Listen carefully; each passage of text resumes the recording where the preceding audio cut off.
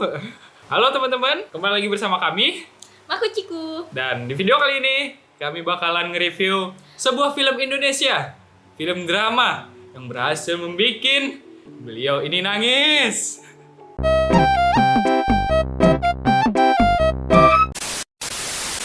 Apa judulnya? Sebelumnya ini filmnya adaptasi dari Korea. Bukan adaptasi, apa? Remake. Remake. Oke. Remake dari Korea dan judulnya My Annoying Brother. Annoying Brother. Wih, siapa yang main tuh? Angga Yunanda sama Vino G. Bastian. Wih, Vino yang berhasil bikin nangis. Kayaknya emang biasanya seperti itu ya. Waduh. Filmnya ini nyeritain tentang kakak dan adik. Ya hubungan kakak dan adik lah ya. Udah. Ya, itu seputar garis besarnya. Tapi nggak yang seneng-seneng aja. Ya. Karena si adiknya buta. Oh, iya. Adiknya buta, terus abangnya awalnya emang ya namanya tipikal abang ya, anak baragajul. Jadi filmnya ini mengisahkan tentang kayak mana nih sayang? Sekarang tentang adiknya ini. Sebelumnya itu atlet judo terkenal sampai internasional. Suatu saat dia lagi tanding sama Vietnam, akhirnya kalah karena terbanting dan menyebabkan cedera di kepalanya, membuat retinanya copot. Retina matanya copot, jadinya dia buta. Nggak bisa ngeliat, tapi kabur ya. Dia bisa ngeliat cahaya, cuman cahaya doang. Oke. Itu adiknya tuh siapa tuh yang? Angga Yunanda ya? Si Kamal dan abangnya si Jaya. Kamal dan Jaya. Kemal gak sih? Oh ya, Kemal. Kok jadi ontah? Kemal itu beda lagi. Dari hal yang disuka tuh jelas pertama acting para pemainnya ya, top banget. Totalitas. Karena kayak kita tahu Angga Yunanda ya, actingnya udah terbukti di Budi Pekerti, keren.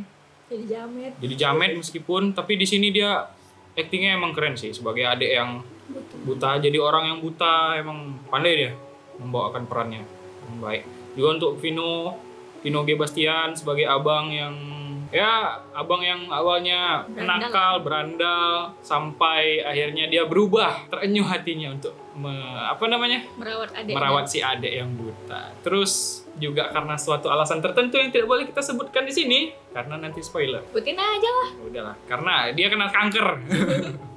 Karena kena kanker. Awalnya ya. sebelum dia tahu kalau itu dia kena kanker, emang dia udah mulai baik sama adiknya. Iya sih. Sampai ada satu adegan yang paling disuka nih. Apa tuh? Di supermarket. Oh ya.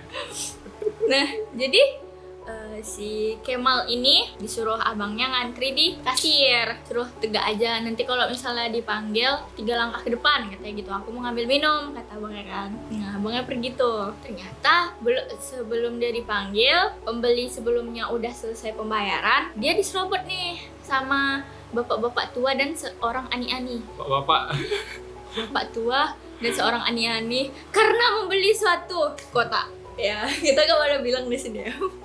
Ya, kan ya pengaman. Nah, itulah. Dan di situ actingnya keren sih. Mereka acting di dalam acting. Keren. Itu adegannya keren sih. Lucu. Ngakak abis. Keren. Kayak kalian harus nonton. Adegan yang Mare suka ya, itu pas adegan di awal sih, adegannya si abang, si Jay lagi ngejer si itu loh. Siapa? Si Jackie. Siapa namanya tuh? Yang Solid. Fauzan Farhan. Fauzan ya? Itu ngejar si Farhan tuh. Terus ketahuan tuh pas dimaininnya pakai apa? Kayak terong. Keren itu. Ngakak sih. Ngakak ya. Apa dibilangnya? Terongnya bau apa? Iya. Terongnya tampol-tampol ke mulut. Dan disitulah mulai si J itu kesakitan. Terus sebenarnya siapa nama adeknya? Si Kemal ini kan dia juga punya cewek, pelatih. Iya, pelatih. Pelatih belum dia jadi awalnya. cewek. Oke, pelatih itu emang perhatian banget sama dia gitu kan. Dia emang nyemangatin biar Kemal jangan putus asa meskipun buta, ayolah balik lagi ke judo. Tapi Kemalnya udah putus asa. Tapi ya balik lagi kan, terus disemangatin. Harus ada Asian Para Games juga. Harus Kemal nggak mau. Akhirnya yang berhasil buat Kemal mau tuh ya abangnya sendiri. Jaya. Si Jaya. Hal yang disuka kalau Cici tuh secara emosional dimainin sih. Awalnya dia buat ketawa-tawa dulu ya. Entah mungkin film adaptasi Korea ya. dari yang tahun lalu juga. Itu apa? Miracle Miracle in in Cell Number 7 itu juga dimainin juga kan. Itu Vino juga yang main ya kan? 2 kali dibuat nangis sama Vino ya. Itu roller coasternya dapet. Jadi ini kenapa sampai nangis tadi nih? Gue nggak tahu sih nangisin apa. Kebawa suasana aja sih. Suasana ya. Karena pinter kali mainin ininya. Mainin Emosionalnya. mainin apa? Grafik emosi. Wah, grafik emosi. Bukan grafik ketakutan. Kenapa yang nggak nangis? Kenapa yang nggak nangis? Karena kan kita tidak punya hati. Oh gitu? Enggak. Itu kayak mana ya?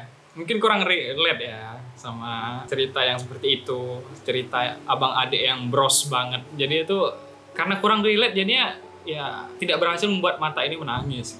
Mungkin begitu. Sebenarnya kalau nggak relate-nya nggak sih. Nggak relate. Nggak relate. Untuk kehidupan kami ya.